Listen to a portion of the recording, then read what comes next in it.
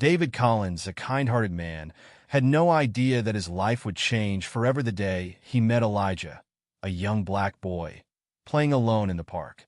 For weeks, Elijah waved at an imaginary dad, his smile full of hope and innocence. But when David learned the heartbreaking truth, that Elijah had lost both his parents and was in foster care, their bond deepened. What David does next to change this boy's life will leave you speechless. What moved David to step into Elijah's world? And how did this simple gesture ripple into something much greater? Stay tuned to find out. And before we dive in, let us know where you're watching from today. If this story of love, compassion, and second chances resonates with you, don't forget to hit that subscribe button.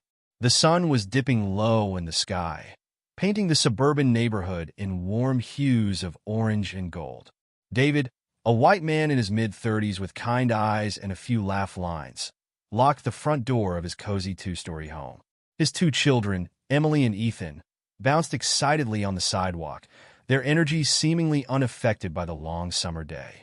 "All right, troops," David said with a grin. "Ready for our evening adventure?" 8-year-old Emily, her blonde pigtails swinging, pumped her fist in the air. "Part-time." 6-year-old Ethan, clutching a well-worn stuffed dinosaur, nodded eagerly. "Can we stay extra long today, Dad?" "Please." David chuckled, ruffling Ethan's hair. "We'll see, buddy. Let's get moving before it gets dark." The trio set off down the quiet street, the children's chatter filling the air. Neighbors waved from porches, and the scent of barbecues wafted on the breeze. It was a perfect late summer evening, the kind that seemed to stretch on forever. As they rounded the corner, the local park came into view.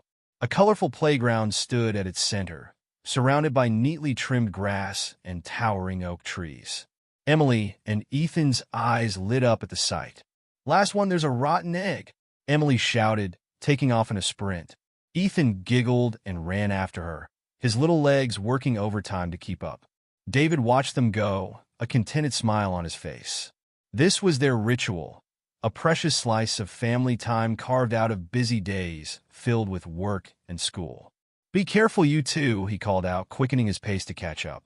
By the time David reached the playground, Emily was already scaling the jungle gym like a pro, while Ethan made a beeline for the swings. David settled onto a nearby bench, pulling out a book, but keeping one eye on his children. "Higher, Dad," Ethan called out, his legs pumping furiously on the swing. "I want to touch the sky." David set his book aside and stood up. "All right, Captain Ethan, prepare for liftoff." He moved behind the swing, giving Ethan gentle pushes that sent him soaring higher and higher. Emily's voice rang out from the top of the jungle gym. "Dad, look at me. I'm the queen of the castle." David turned, offering her a royal wave. "All hail, Queen Emily. May your reign be long and just." As he alternated between pushing Ethan and watching Emily's daring feats of playground acrobatics, David's gaze wandered across the park. That's when he first noticed the boy. He was small, probably around 7 years old, with dark skin and close-cropped hair. The boy stood alone on the far side of the park, near a cluster of trees. What caught David's attention wasn't just that the child was by himself, but what he was doing. The boy held a bright red ball in his hands, tossing it up in the air and catching it. Nothing unusual about that except, "Great catch, Dad," the boy exclaimed, his voice carrying across the quiet park. David blinked, looking around. There was no one else near the boy. No adult, no other children. Just a small figure playing catch with thin air. "Watch this, Dad," the boy called out again, this time spinning in a circle before tossing the ball high. When he caught it, he jumped up and down, clapping his hands. "Did you see that? Wasn't it awesome?" A strange feeling settled in David's chest as he watched the scene unfold. The boy seemed so genuinely happy. His face lit up with joy as he played with his invisible companion. But there was something else there too, something that made David's heart ache. "Dad!" Ethan's voice snapped David back to reality. "Can you push me again?" I stopped. David turned his attention back to his son, giving the swing another push. But his eyes kept drifting back to the boy across the park. The child had moved on from playing catch. Now he was running in circles, occasionally stopping to point at something only he could see. "Look, Dad, a butterfly. It's so pretty." Emily climbed down from the jungle gym and tugged on David's sleeve. "Daddy, Who's that boy talking to? David hesitated, unsure how to explain what they were seeing. I'm not sure, sweetie. It looks like he's playing pretend. Emily's brow furrowed. But why is he all alone? The question hung in the air, and David felt a pang of sadness. I don't know, Em. Sometimes people are alone for all sorts of reasons. As the evening wore on, David found himself more and more distracted by the solitary child. He watched as the boy swung by himself, pushing off the ground with his feet and talking animatedly to his imaginary father. Higher, Dad. Push me higher, the boy called out, his legs pumping furiously. I'm going to touch the clouds. David's hand twitched, a part of him wanting to walk over and give the child a real push. But something held him back. Was it the right thing to do, to intrude on this private moment? Or would it be kinder to let the boy have his game of make-believe? Dad, can we play tag? Ethan asked, hopping off the swing. Please. Emily chimed in. Yeah, Dad. You're it. David hesitated, torn between his children's request and his growing curiosity about the boy across the park. In the end, family won out. All right, you little monsters, he growled playfully, crouching down. Better run fast, because here comes the tickle monster. Squeals of delight erupted as Emily and Ethan took off running, with David in hot pursuit. They darted between the swing set and the slide, laughter echoing across the park. For a few minutes, David was fully immersed in the game, the joy of his children pushing all other thoughts from his mind. But as he chased Ethan around a tree, David caught sight of the boy again. This time, the child was sitting on the grass, legs crossed, talking animatedly to the empty space beside him. And then Billy said that dinosaurs aren't real, but I told him they are because we saw their bones at the museum. Remember, Dad, when you took me there for my birthday? The boy's voice was filled with such conviction, such belief in the reality of his imaginary father, that David felt his throat tighten. How long had this child been coming to the park alone, creating a father out of thin air? Got you! Ethan's triumphant cry broke through David's thoughts. Small arms wrapped around his legs, and David pretended to stumble. Oh no! The mighty Ethan has defeated me! He fell dramatically to the ground, Ethan giggling as he climbed on top of his dad. Emily joined in, flopping onto David's chest. We win? We beat the tickle monster? David wrapped his arms around his children, holding them close. In that moment, the contrast between his reality and the lonely boy's make-believe struck him hard. Here he was, surrounded by the love and laughter of his kids, while just across the park, a child had to invent that love for himself. As the sky began to darken, David reluctantly called an end to their park visit. Time to head home, kiddos. Mom will have dinner ready soon.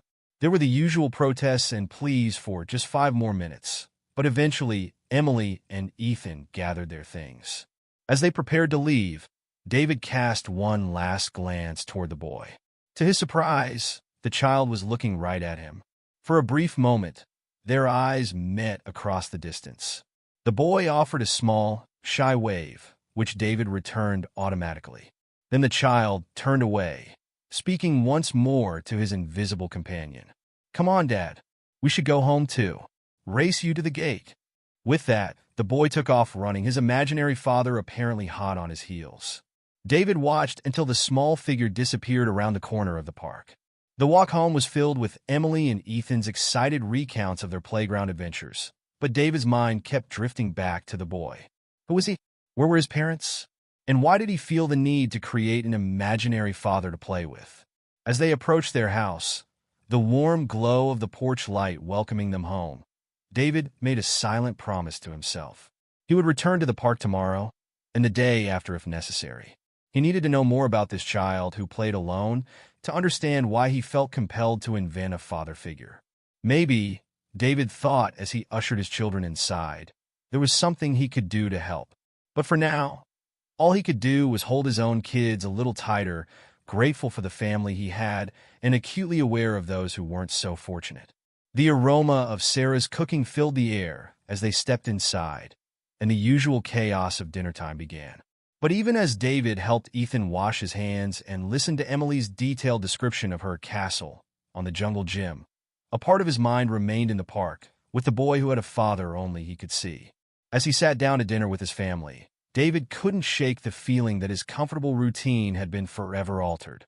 The boy in the park had opened his eyes to a world beyond his own, and he knew he couldn't simply look away. Whatever happened next, David was certain of one thing. His evenings at the park would never be the same again. The following evening, David found himself eager to return to the park.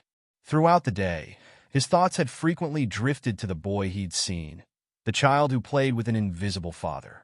As he helped Emily pack her backpack with coloring books and Ethan gather his collection of toy cars, David felt a mix of anticipation and concern.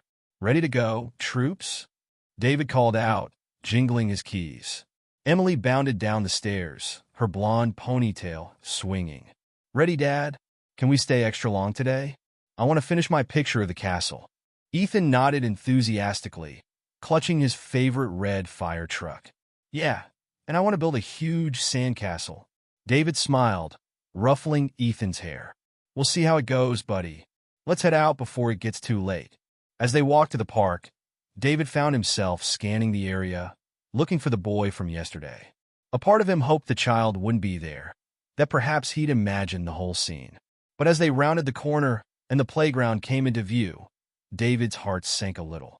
There he was, the same small figure from the day before, playing alone near the swing set. Emily and Ethan raced ahead, eager to start their adventures. David called out his usual reminders, "Be careful, and stay where I can see you," before settling onto the same bench as yesterday. But this time, his book remained unopened in his lap, his attention focused on the solitary child across the playground. The boy, David still didn't know his name, was engaged in what looked like an intense game of hide-and-seek.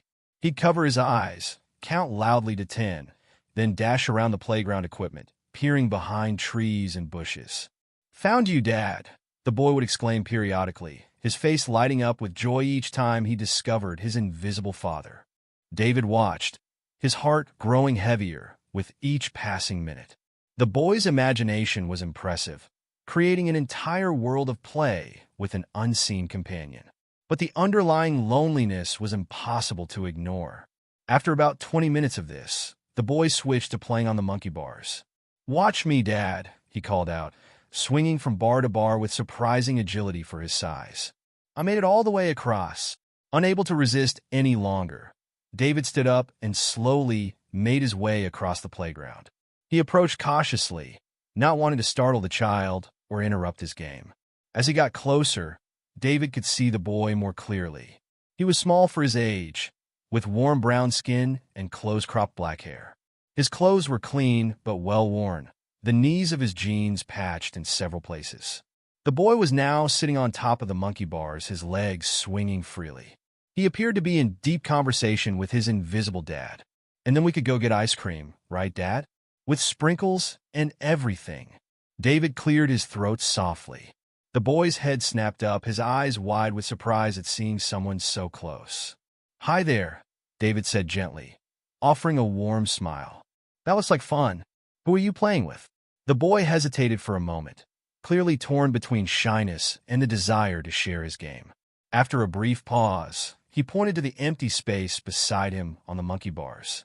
"That's my dad," he said, his voice a mix of pride and defiance, as if daring David to contradict him. "He's really strong and fast. He can do flips on the monkey bars." David's heart clenched at the earnestness in the boy's voice. Instead of questioning or correcting him, he decided to play along.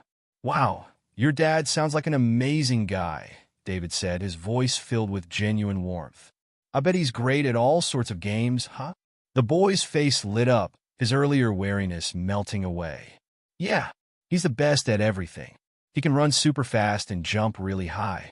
And he always lets me win at hide-and-seek." David chuckled. "That's very nice of him. My name's David, by the way. What's yours?" "I'm Elijah," the boy replied, swinging his legs a bit faster. "I'm 7.5. "It's nice to meet you, Elijah," David said. "Do you and your dad come to the park often?" Elijah nodded enthusiastically. "Every day after dinner. Dad says it's important to get exercise and fresh air." David's mind raced, trying to find the right words to keep the conversation going without prying too much. That's really smart of him. My kids and I try to come here most evenings too. Maybe we'll see each other again sometime. That'd be cool, Elijah said, then turned to the empty space beside him. Right, Dad? We can all play together. David watched as Elijah nodded, apparently listening to his imaginary father's response. The innocence and hope in the boy's eyes were almost too much to bear. Well, Elijah, I should get back to my kids, David said, gesturing towards Emily and Ethan, who were busily constructing an elaborate sand kingdom. But it was really nice talking to you. And, nice to meet your dad, too. Elijah beamed. Dad says it was nice to meet you too, Mr. David. As David walked back to his bench, his mind was whirling. The interaction had been brief, but it left him with a profound sense of sadness. Why did this little boy feel the need to create an imaginary father? Where were his real parents? For the next hour, David split his attention between his own children and surreptitiously watching Elijah. The boy continued his games, sometimes playing alone, sometimes engaging with his invisible dad. David marveled at the detail of Elijah's imagination. The boy seemed to have an entire personality and backstory created for his pretend father. As the sun began to set, casting long shadows across the playground, David noticed a group of children entering the park. They were accompanied by a middle-aged woman with graying hair pulled back in a tight bun. Something about the way she herded the kids, checking a clipboard and counting heads, made David think she wasn't a parent, but some kind of caregiver. Elijah, who had been in the middle of an animated conversation with his dad about his favorite superheroes, suddenly stopped. He looked at the group, then back at the empty space beside him. I gotta go now, Dad, Elijah said, his voice tinged with sadness. But I'll see you tomorrow, right? Same time, same place. David's heart ached as he watched Elijah hop down from the monkey bars and give the air beside him a quick hug. Then the boy jogged over to join the group of children. Curious, David approached a nearby parent he recognized from previous park visits. Excuse me, he said quietly, do you know anything about that group of kids? The ones with the woman with the clipboard? The other parent, a friendly-looking woman in her 40s, glanced over at the group. Oh, those are the foster kids from the Sunnyside home. They bring them here a few times a week for some outdoor time. David felt like he'd been punched in the gut. Foster kids? All of them? The woman nodded. Yeah, it's sad, isn't it? Some of them have been in the system for years. That little boy you were talking to earlier? Elijah, I think his name is. He's been bouncing around foster homes for a while now, poor thing.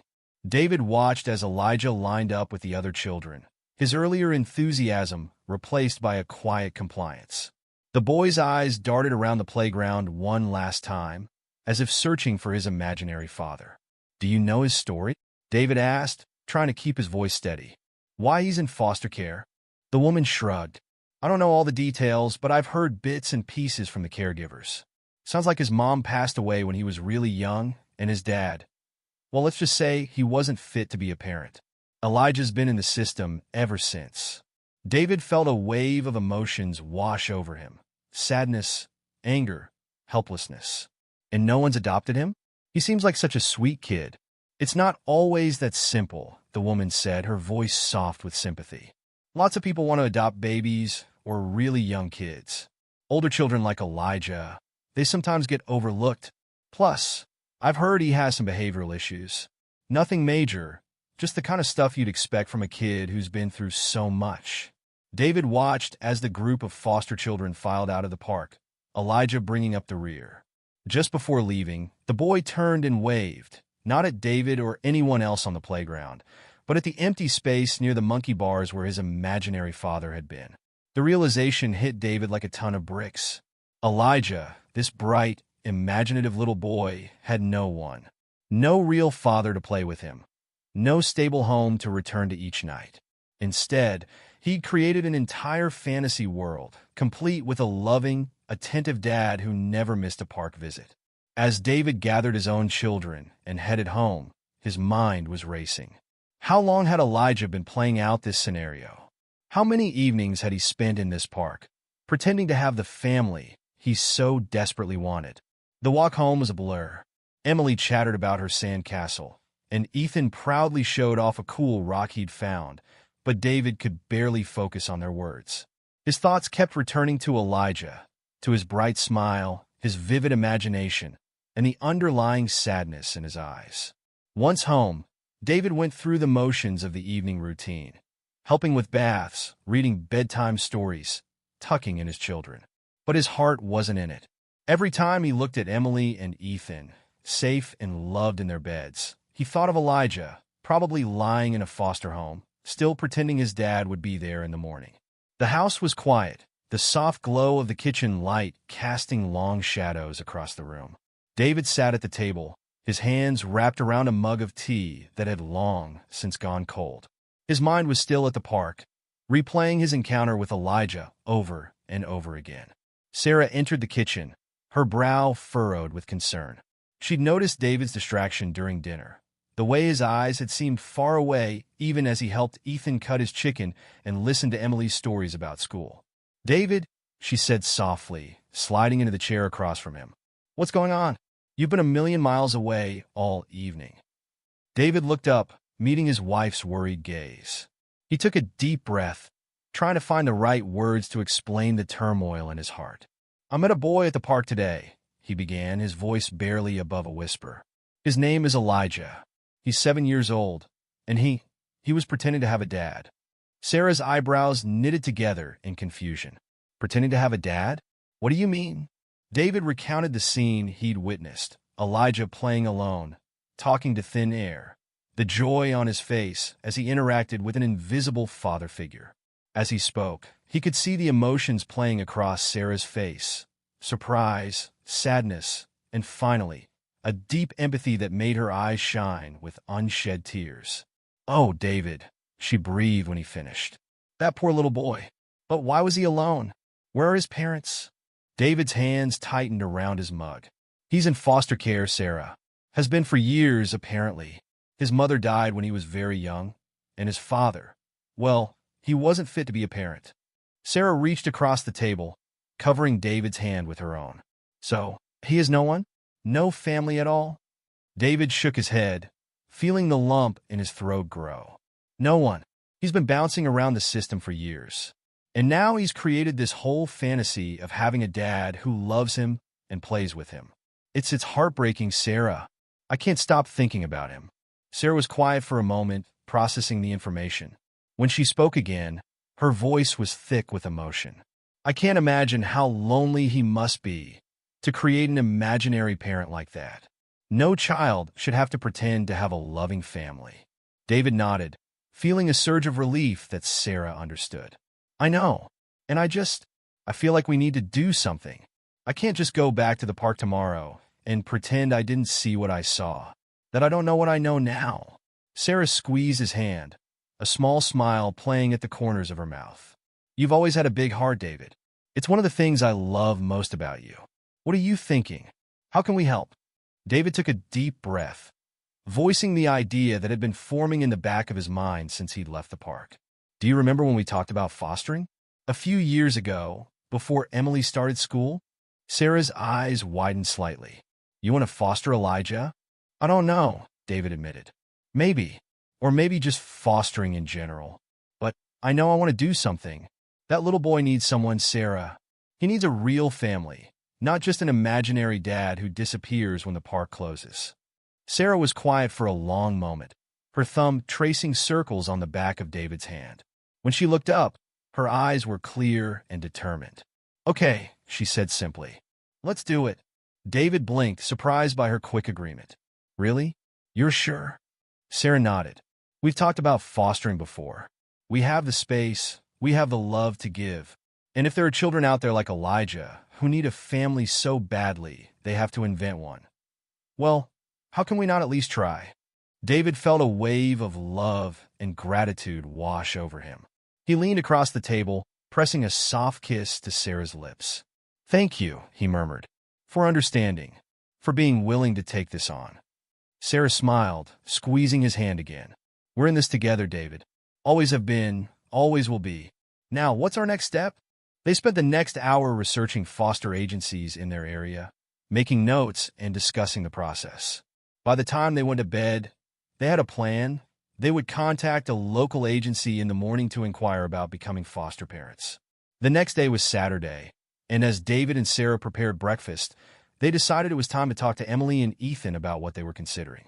"Kids," David said as they all sat around the table, plates piled high with pancakes. "Mom and I have something we'd like to talk to you about."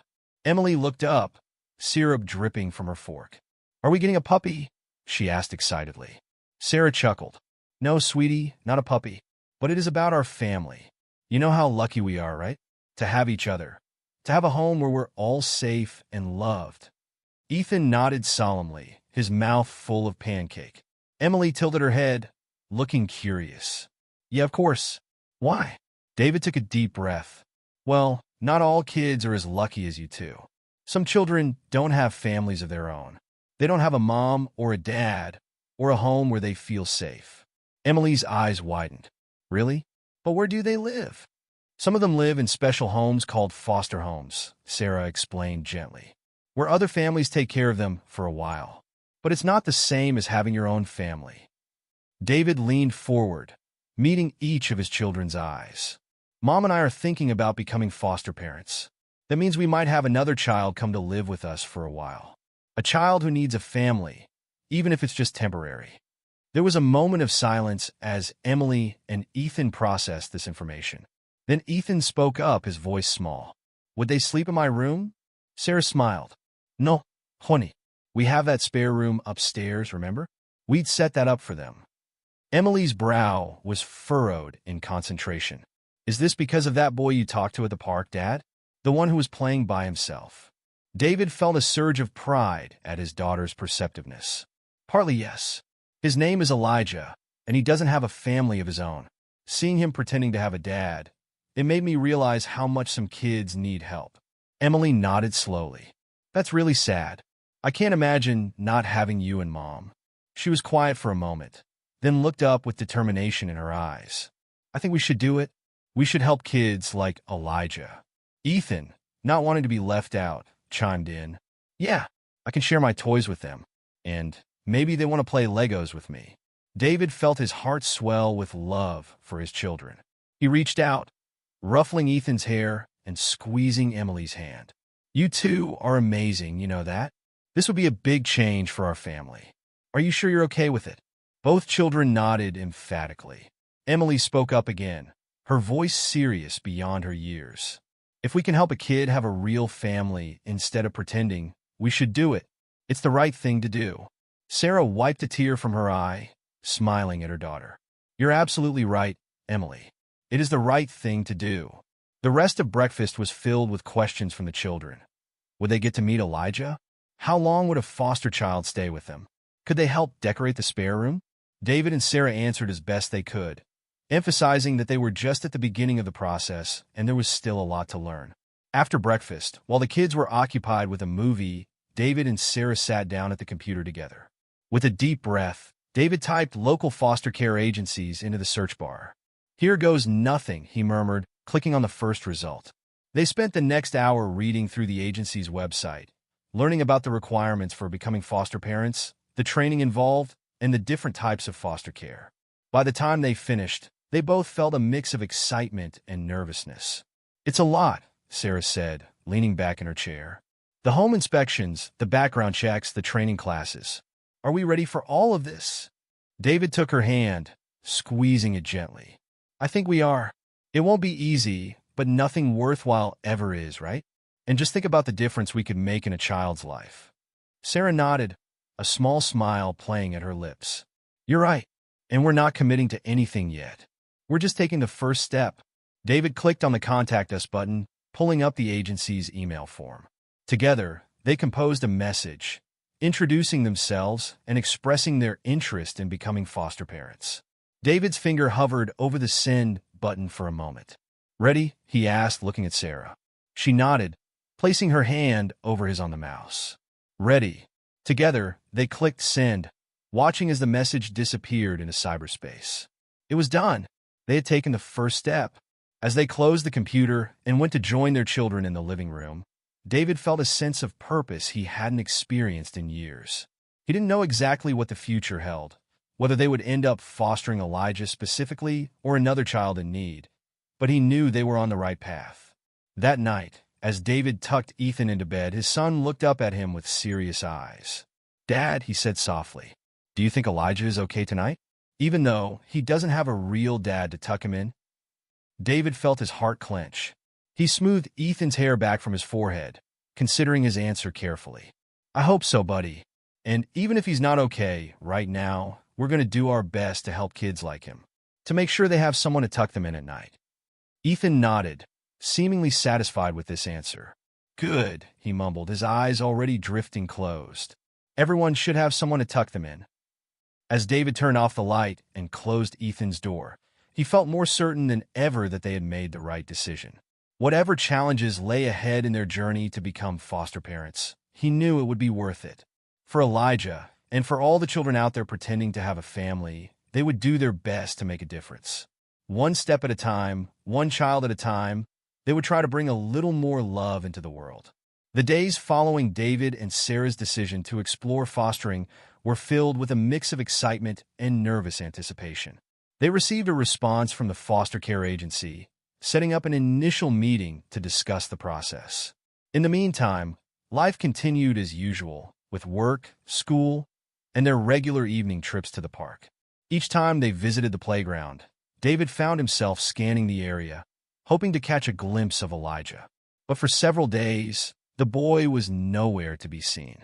David tried to hide his disappointment, focusing instead on Emily and Ethan's play, but he couldn't help wondering about Elijah's whereabouts and well-being. It was nearly 2 weeks later when David finally spotted the familiar small figure near the swing set.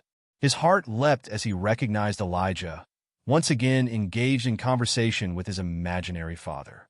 "Emily, Ethan," David called to his children as they raced toward the playground. "I'm going to talk to a friend for a bit. Stay where I can see you, okay?" Both kids nodded, barely slowing down in their excitement to reach the slides. David took a deep breath and made his way across the park to where Elijah sat on a swing, his feet dragging in the dirt as he swayed gently back and forth. As David approached, he could hear snippets of Elijah's one-sided conversation. "And then Ms. Johnson said my drawing was really good, Dad. She even put it up on the wall. Did you see it when you came to pick me up?" David's heart clenched at the elaborate fantasy world Elijah had created. He cleared his throat softly, not wanting to startle the boy. "Hi there, Elijah. Remember me? I'm David." Elijah's head snapped up, his eyes wide with recognition and a hint of wariness. "Oh, hi, Mr. David," he said quietly, his feet stilling in the dirt. David smiled warmly, crouching down to be at eye level with Elijah. "It's good to see you again. I've been hoping to run into you. How have you been?" Elijah shrugged, his eyes darting between David and the empty space beside him. "I'm okay," he mumbled. David nodded, keeping his voice gentle and encouraging. "That's good. Hey, I was wondering if maybe you'd like to talk for a bit? I'd love to hear about what you've been up to." Elijah hesitated, clearly torn between his shyness and the desire for attention from a real adult. After a moment, he nodded slightly. "Okay," he said, his voice barely above a whisper. David settled himself on the swing next to Elijah, moving slowly so as not to spook the boy. "So, Elijah," he began, keeping his tone light and friendly, "what grade are you in at school?" "Second grade," Elijah replied, his fingers twisting in the chains of the swing. "Second grade? Wow," David said enthusiastically. "That must be exciting. What's your favorite subject?" A small smile tugged at the corners of Elijah's mouth. "I like art class," he admitted. "We get to paint and draw and make things with clay." David grinned, glad to see a bit of enthusiasm from the boy. "Art class sounds awesome. I bet you're really good at it, huh?" Elijah's smile grew a little wider. "Ms. Johnson says I am. She put my picture of a tiger up on the wall last week." "A tiger? That must have been a great drawing," David said. "I'd love to see your artwork sometime. Do you like to draw at home too?" At the mention of home, Elijah's smile faded a bit.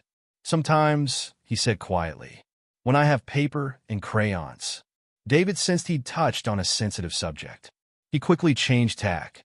"Well, maybe next time you're at the park, you could bring a drawing to show me. I bet you could make an amazing picture of this playground." Elijah nodded, seeming to brighten at the idea. "Yeah, maybe," he said. Then, after a pause, "Do you like to draw, Mr. David?" David chuckled. Oh, I'm not very good at it. My stick figures barely look like people. But I love seeing other people's art. My daughter, Emily, likes to draw too. Is Emily your little girl? Elijah asked, glancing over at where Emily and Ethan were playing on the monkey bars. That's right, David said, feeling a warmth in his chest at Elijah's interest. And that's my son, Ethan. They're 8 and 6. Elijah was quiet for a moment, watching the other children play. When he spoke again, his voice was so soft David had to lean in to hear him. It must be nice to have a sister or brother. The wistfulness in Elijah's tone made David's heart ache. It can be, he said gently. But I bet you have friends at school and where you live, right? Elijah shrugged, his eyes fixed on the ground. I guess, but I move a lot, so it's hard to make friends. David nodded, trying to keep his expression neutral despite the sadness he felt. That must be tough. How many homes have you lived in? Elijah's brow furrowed as he thought. I'm not sure. A lot. Miss Clara says I've been in the system for 4 years now.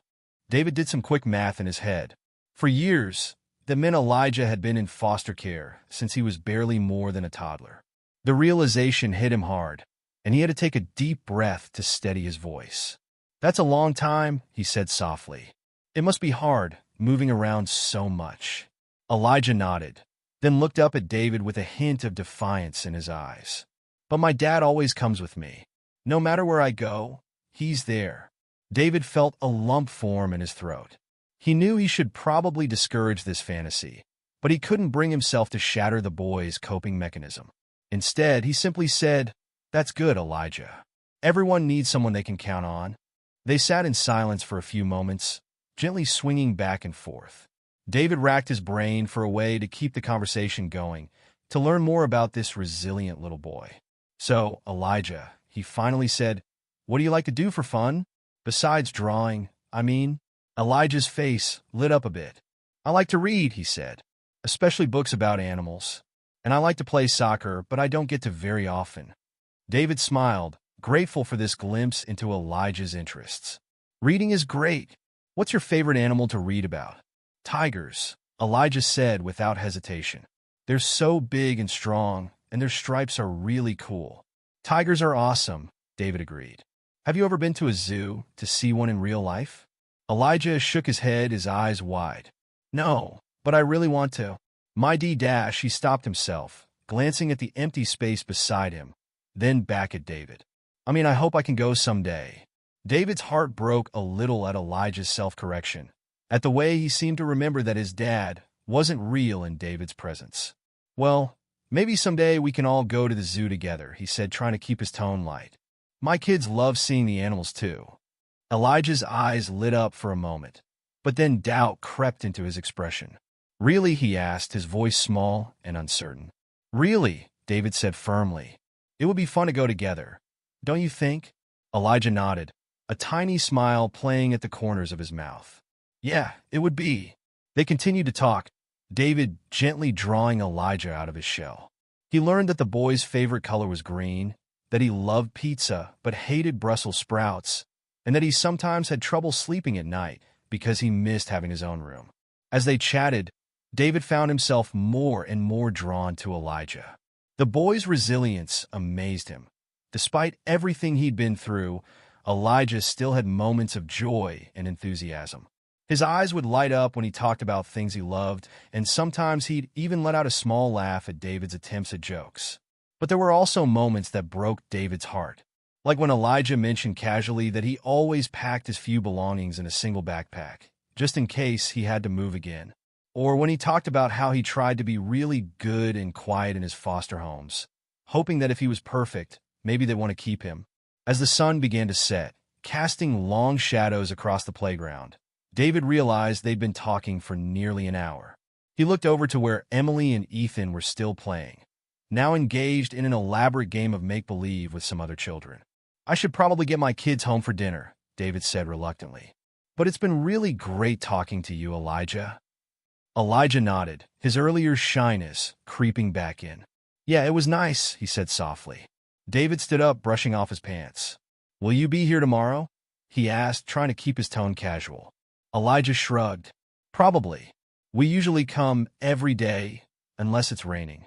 Well, if you're here, maybe we can talk some more, David suggested. And remember, you could bring a drawing to show me if you want. A small smile spread across Elijah's face. Okay, Mr. David, I'll try to remember.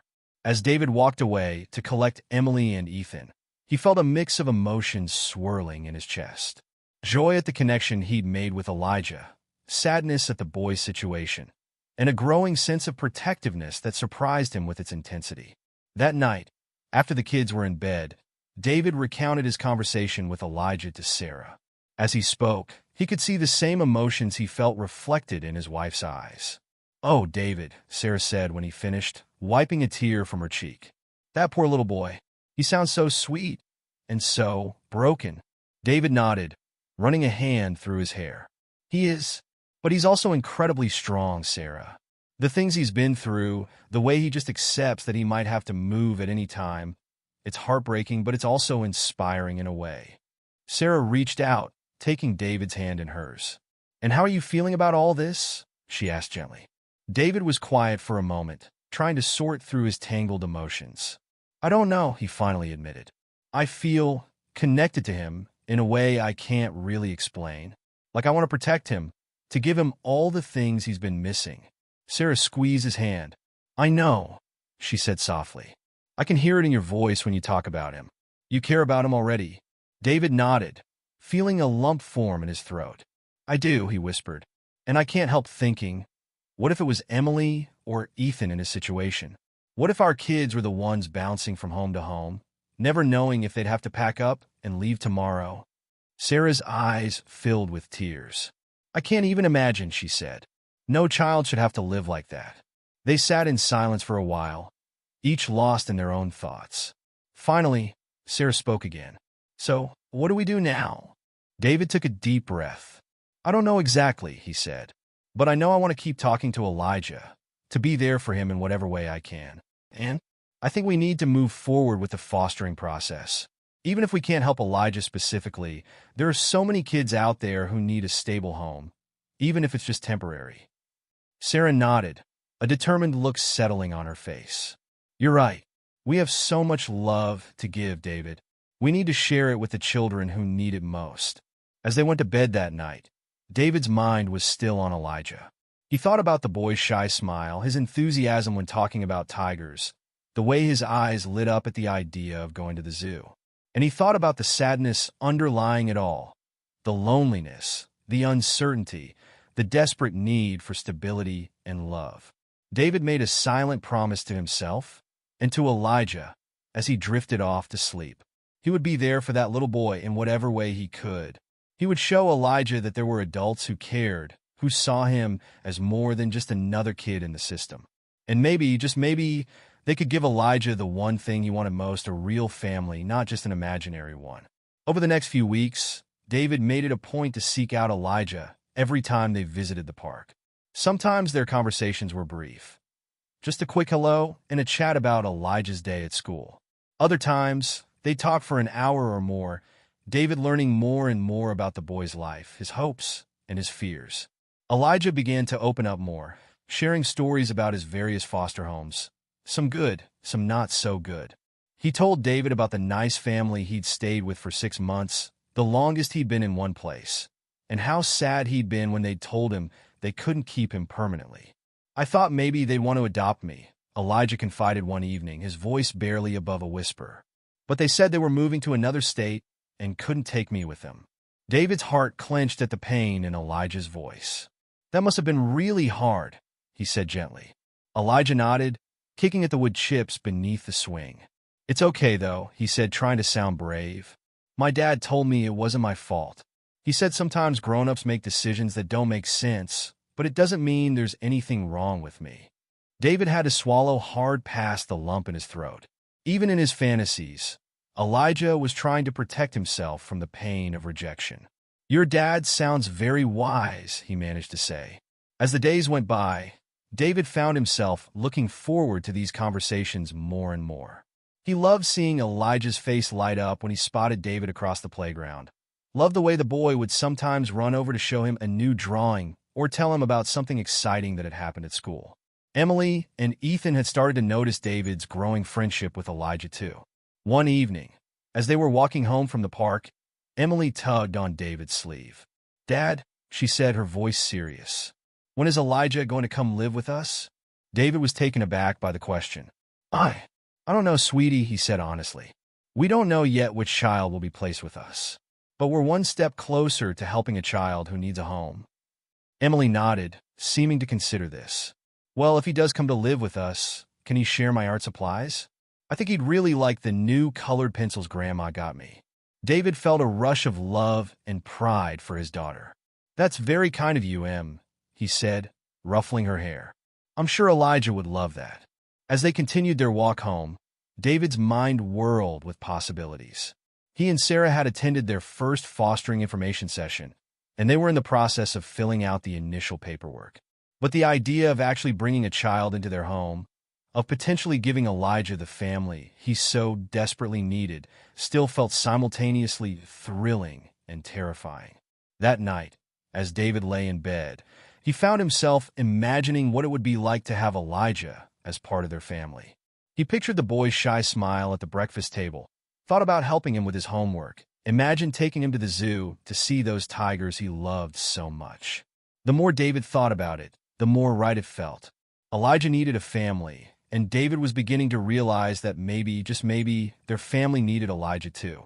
The summer sun cast long shadows across the living room as David and Sarah sat at the dining table, surrounded by a sea of paperwork. They had been working for hours, filling out form after form, each one bringing them one step closer to their goal of becoming foster parents. "I never realized there would be so much paperwork," Sarah sighed, stretching her arms above her head. David nodded, rubbing his eyes.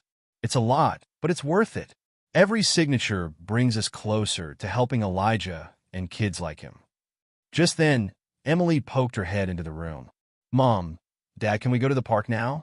You promised we could go after dinner." David glanced at his watch, surprised to see how late it had gotten. "Of course, sweetie.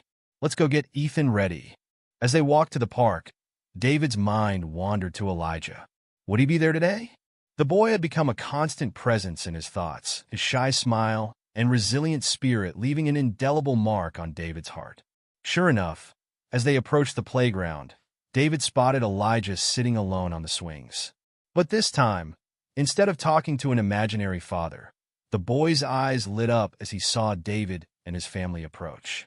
"Mr. David," Elijah called out, waving excitedly. David's heart swelled. "Hey, buddy, how are you doing today?" As Emily and Ethan ran off to play, David settled onto the swing next to Elijah. They chatted about Elijah's day at school, his latest art project, and his ongoing fascination with tigers. All the while, David couldn't help but imagine what it would be like to have these conversations every day, to be a real, constant presence in Elijah's life. Later that evening, after the kids were in bed, David and Sarah sat on the couch, discussing their progress with the fostering process. "The social worker called today," Sarah said, her voice a mix of excitement and nervousness. "We have our home inspection scheduled for next week." David nodded, feeling a flutter of anticipation in his stomach. "That's great news. Do you think we're ready?" Sarah reached out, squeezing his hand. "I think we are. We've been preparing for weeks. The spare room is set up, we've child-proofed everything, and most importantly, our hearts are ready." David smiled, bringing Sarah's hand to his lips for a gentle kiss. "You're right. We can do this. For Elijah, and for any other child who needs us." The next few weeks flew by in a whirlwind of activity. David and Sarah attended fostering classes, learning about trauma-informed care, attachment issues, and the unique challenges faced by children in the foster system.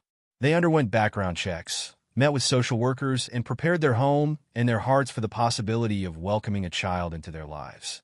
Through it all, their bond with Elijah continued to grow. The boy became a regular fixture in their park visits, and David found himself looking forward to their conversations more and more. He learned about Elijah's favorite subjects in school, his dreams of becoming a veterinarian, and his secret fear of thunderstorms. As the weeks turned into months, David and Sarah's dream of becoming foster parents inched closer to reality. They passed their home inspection with flying colors, completed all required training, and finally, after what felt like an eternity of waiting, received the call they had been hoping for. Mr. and Mrs. Thompson, the social worker's voice crackled over the phone. I'm pleased to inform you that you've been approved as foster parents. David felt his knees go weak with relief and excitement. That's wonderful news. Thank you so much. After hanging up, David and Sarah embraced, tears of joy streaming down their faces. We did it, Sarah whispered. We really did it. The next few days were a flurry of preparation. David and Sarah double-checked the spare room, making sure it was ready for a child. They stocked up on extra toiletries, bought a variety of healthy snacks, and made sure they had clothes in various sizes on hand. Then, on a crisp autumn morning, they received another call from the social worker. Mr. and Mrs. Thompson, we have a potential placement for you, she said. It's a 7-year-old boy named Elijah. He's currently in a group home and needs a more stable environment. Would you be willing to foster him? David felt his heart stop for a moment. Could it really be their Elijah? The boy they had grown to love over the past few months? Yes, David said without hesitation, his voice thick with emotion. Yes, we would love to foster Elijah. The next few days were a whirlwind of activity. There were more forms to fill out, more meetings with social workers, and countless preparations to make. Through it all, David and Sarah could hardly believe that their dream was finally coming true. Finally, the day arrived. David and Sarah stood nervously in their living room, Emily and Ethan beside them, as they waited for the social worker to arrive with Elijah. When the doorbell rang, David took a deep breath and opened the door. There, standing next to the social worker, was Elijah. The boy looked small and scared, clutching a battered backpack to his chest. "Hello, Elijah," David said gently, crouching down to the boy's level. "Welcome to our home." Elijah's eyes darted around nervously before settling on David's face. A flicker of recognition passed over his features. "Mr. David," he said, his voice barely above a whisper. You're my new foster dad?" David nodded, feeling tears prick at the corners of his eyes. "That's right, buddy. Sarah and I are going to be your foster parents. Is that okay with you?" Elijah nodded slowly, a tiny smile tugging at the corners of his mouth. "Yeah," he said softly. "I think I'd like that." As they led Elijah into the house, introducing him to Emily and Ethan, David felt a sense of rightness settle over him. This was meant to be. They were meant to be Elijah's family, even if only for a little while. The first few days were an adjustment for everyone. Elijah was quiet and reserved, clearly unsure of his place in this new environment. But slowly, with patience and love, he began to open up. One evening, about a week after Elijah had moved in, David found the boy sitting alone in his room, looking at a worn photograph. "Hey, buddy," David said softly, sitting down next to Elijah. "What have you got there?" Elijah hesitated for a moment before holding out the photo. It showed a smiling woman with Elijah's same warm brown eyes. "It's my mom," he said quietly, "before she got sick." David felt his heart ache for the boy. "She's beautiful," he said gently. "You have her eyes." Elijah nodded, tracing his mother's face with a small finger. "I miss her," he whispered. David put an arm around Elijah's shoulders, pulling him close. "I know you do, buddy, and it's okay to miss her. We're not trying to replace her or make you forget her.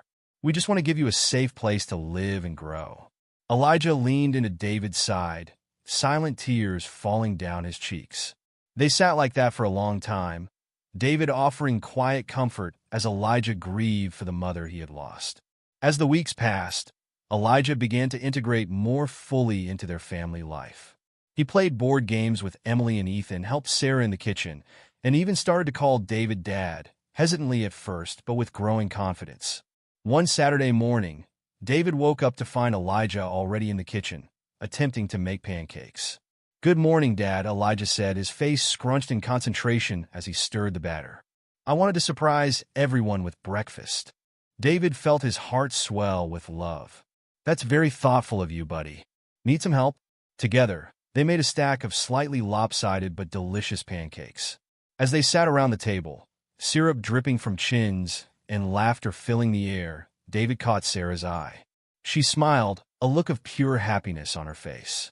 This, David thought, was what family was all about. The true turning point came one evening, several months after Elijah had come to live with them. They had spent the afternoon at the park, playing soccer and enjoying the warm spring weather. As they walked home, Elijah's small hand tucked securely in David's. The boy looked up with a serious expression. "Dad," he said, his voice filled with a mix of wonder and certainty, "I'm glad you're really here now." David felt his breath catch in his throat. He crouched down, meeting Elijah's eyes. "What do you mean, buddy?" Elijah shuffled his feet, suddenly shy. "Before, when I used to come to the park alone, I would pretend I had a dad who played with me. But now I have you. For real." David pulled Elijah into a tight hug, feeling tears prick at his eyes. "That's right, buddy," he whispered. "I'm here. For real. And I'm not going anywhere." As they continued their walk home, Elijah chattering excitedly about their day at the park, David felt a profound sense of gratitude wash over him. The boy who had once been so alone, who had to invent a father to play with, now had a real family who loved him. That night, after tucking Elijah into bed, David and Sarah sat on the porch swing, watching the stars come out. "I think it's time," David said softly, squeezing Sarah's hand. She nodded, understanding immediately. "To start the adoption process?" "Yeah," David replied, his voice thick with emotion. "I can't imagine our family without him now. I want to make it official." Sarah leaned her head on David's shoulder. "Me too. He belongs with us." The road ahead would not be easy. There would be more paperwork, more meetings, more legal hurdles to overcome. But as David sat there, arm around his wife, thinking of the 3 children sleeping peacefully inside, he knew it would all be worth it. They had set out to change a child's life, to give Elijah the family he deserved. But in the process, Elijah had changed their lives too. He had shown them the true meaning of resilience, of hope, of unconditional love. As the first stars twinkled in the darkening sky, David made a silent vow. He would do whatever it took to make Elijah a permanent part of their family. The boy who had once pretended to have a father would never have to pretend again. This was just the beginning of their journey together. But David knew in his heart that it was the start of something beautiful. A family once incomplete, now whole. A little boy, once alone, now surrounded by love. The soft glow of dawn filtered through the curtains as David stirred from his sleep. He glanced at the clock on the nightstand. 5:30 a.m. It was earlier than usual, but today was no ordinary day. Today was the day they would officially become Elijah's forever family. David slipped out of bed, careful not to wake Sarah, and padded down the hallway. He paused outside Elijah's room, gently pushing the door open. The boy was fast asleep, his dark curls splayed across the pillow, his chest rising and falling with each peaceful breath. David's heart swelled with love as he watched his son, because that's what Elijah was now, in every way that mattered. As the aroma of coffee and pancakes filled the house, the rest of the family began to stir. Sarah was the first to join David in the kitchen, wrapping her arms around him from behind as he flipped a pancake. "Good morning," she murmured, pressing a kiss to his cheek. "Are you ready for today?" David turned in her embrace, meeting her eyes. "More than ready. I've been ready since the day we met him." Their moment was interrupted by the sound of thundering footsteps on the stairs. Emily burst into the kitchen, her hair a wild tangle, followed closely by Ethan and a sleepy-eyed Elijah. "Is today the day?" Emily asked excitedly. "Is Elijah going to be our real brother today?" David chuckled, ruffling her hair. "He's already your real brother, sweetheart. Today just makes it official on paper." Elijah hung back a little, his eyes darting between David and Sarah. "Is it really happening?" he asked, his voice barely above a whisper. "You really want to adopt me?" Sarah crossed the room, kneeling down to Elijah's level. "Of course we do, sweetheart. We love you so much, and we want you to be part of our family forever. Is that okay with you?" Elijah's face broke into a wide grin, his eyes shining with unshed tears. He nodded vigorously, unable to speak past the lump in his throat. The family gathered around the table, digging into the stack of chocolate chip pancakes. As they ate, David and Sarah explained what would happen at the courthouse. They answered Emily and Ethan's questions about the adoption process and reassured Elijah that everything would be okay. After breakfast, There was a flurry of activity as everyone got dressed in their best clothes. David helped Ethan with his tie, while Sarah braided Emily's hair. Elijah stood in front of his mirror, fidgeting with the collar of his new button-up shirt. David appeared in the doorway, smiling at Elijah's reflection. "Need some help, buddy?" Elijah nodded, turning to face David. As David knelt to straighten Elijah's collar, the boy spoke softly. "Dad, what if something goes wrong? What if the judge says no?" David's heart clenched at the fear in Elijah's voice. He placed his hands on the boy's shoulders, meeting his eyes. "Nothing is going to go wrong, Elijah.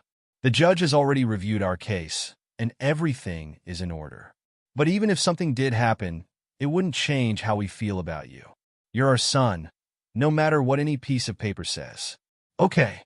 Elijah nodded, a small smile tugging at his lips. "Okay, Dad." The drive to the courthouse was filled with a mix of excitement and nervous energy. Emily and Ethan chattered in the back seat, while Elijah sat quietly, his hand clasped tightly in Sarah's. As they walked into the courthouse, David felt a sense of déjà vu. It seemed like only yesterday that they had stood in a similar building, being approved as foster parents. Now here they were again, about to take the final step in making Elijah a permanent part of their family. They were greeted by their lawyer, a kind-faced woman named Ms. Johnson, who had guided them through the adoption process. She led them to a small courtroom, explaining that the judge would be with them shortly. As they waited, David felt Elijah's small hand slip into his. He looked down to see the boy staring up at him, his eyes wide with a mix of hope and fear. "It's really happening, isn't it?" Elijah whispered. David squeezed his hand gently. "It sure is, buddy. Are you ready?" Elijah nodded, a determined look settling on his face. "I'm ready to be a Thompson." The judge, a grandfatherly man with kind eyes and a warm smile, entered the courtroom. He greeted the family, his gaze lingering on Elijah. "Well, young man," he said, his voice gentle, "I understand you're here to become a permanent member of the Thompson family. Is that right?" Elijah nodded, his voice strong and clear as he replied, "Yes, sir. I want them to be my forever family." The judge's smile widened. "That's wonderful to hear. Now let's make it official, shall we?" The next few minutes passed in a blur of legal jargon and signatures. David and Sarah answered the judge's questions, reaffirming their commitment to Elijah. Emily and Ethan were asked if they wanted Elijah to be their brother, to which they responded with enthusiastic nods. Finally, the judge turned to Elijah. "Elijah, do you want David and Sarah Thompson to be your parents now and forever?" Elijah's voice rang out clear and strong. "Yes, I do." The judge's gavel came down with a resounding thud. "Then by the power vested in me by the state, I hereby declare this adoption final. Congratulations, Elijah Thompson. You are now officially a member of this family." The courtroom erupted in cheers. David swept Elijah into his arms, hugging him tightly as tears streamed down both their faces. Sarah joined the embrace, followed quickly by Emily and Ethan. As they left the courthouse, stepping out into the bright sunlight, Elijah tugged on David's hand. "Dad," he said, his voice filled with wonder, "I never have to pretend again, do I?" David knelt down, meeting Elijah's eyes. "No, buddy," he said, his voice thick with emotion. "You never have to pretend again. This is real, and it's forever." Elijah threw his arms around David's neck, burying his face in his father's shoulder. "I love you, Dad," he whispered. "I love you too, son," David replied, holding Elijah close. "More than you could ever know." The family piled into the car, all talking at once about their plans to celebrate. As they drove, Sarah turned to David with a smile. "Where to now?" David glanced in the rearview mirror, meeting Elijah's eyes. "What do you say, buddy? Where should we go to celebrate?" Elijah's face lit up. "Can we go to the park? The one where we first met?" David nodded, a lump forming in his throat at the memory. "That sounds perfect." They arrived at the park, the same one where David had first spotted Elijah playing alone all those months ago. As they walked toward the playground, David couldn't help but marvel at how much had changed. Emily and Ethan raced ahead to the swings, while Elijah hung back, his hands still firmly clasped in David's. "Go on," David encouraged. "Go play with your brother and sister." Elijah hesitated for a moment, then looked up at David with a mischievous grin. Will you push me on the swings, Dad? Like you used to? David laughed, his heart swelling with joy. Of course I will, buddy. Race you there? As David pushed Elijah on the swing, higher and higher, he thought back to the first time he'd seen the boy in this very park. Back then, Elijah had been alone, creating an imaginary father to fill the void in his life. Now, he was surrounded by love, part of a real family that would never let him go. Sarah joined them, wrapping an arm around David's waist as they watched their children play. Look at him, she said softly, nodding toward Elijah. He's so happy. David nodded, unable to speak past the lump in his throat. Elijah's laughter rang out across the playground, a sound of pure, unbridled joy. It was a far cry from the quiet, withdrawn boy they had first met. As the afternoon wore on, the family gathered on a picnic blanket under a large oak tree. They shared sandwiches and fruit, talking and laughing together. Elijah leaned against David's side, a contented smile on his face. Dad, he said, looking up at David, can I ask you something? Of course, buddy. What's on your mind? Elijah hesitated for a moment, then asked, why did you choose me? Out of all the kids you could have fostered or adopted, why me? David was quiet for a moment, considering his answer carefully. You know, Elijah, I don't think we chose you. I think you chose us. That day in the park, when I saw you playing alone, something in my heart just knew. You were meant to be part of our family. Elijah's eyes welled up with tears. Really? David nodded, pulling Elijah close. Really? You've brought so much love and joy into our lives, Elijah. We're the lucky ones. As the sun began to set, casting long shadows across the park, the family packed up their picnic and prepared to head home. Elijah lingered for a moment, gazing out at the playground where his life had changed so dramatically. Ready to go home, buddy? David asked, placing a gentle hand on Elijah's shoulder. Elijah looked up at David, his face glowing with happiness. Yeah, Dad. Let's go home. And in that moment, surrounded by the love of his family, Elijah knew that he would never have to pretend again. This was real. This was forever. This was home. David's compassion and the bond he formed with young Elijah led to a heartwarming transformation, not just in Elijah's life, but in the hearts of everyone who witnessed their story. If David's story of kindness and second chances touched you, be sure to subscribe for more uplifting stories of love, resilience, and hope. And before you go, we'd love to hear your thoughts. What would you have done if you were in David's shoes? Share your thoughts in the comments below.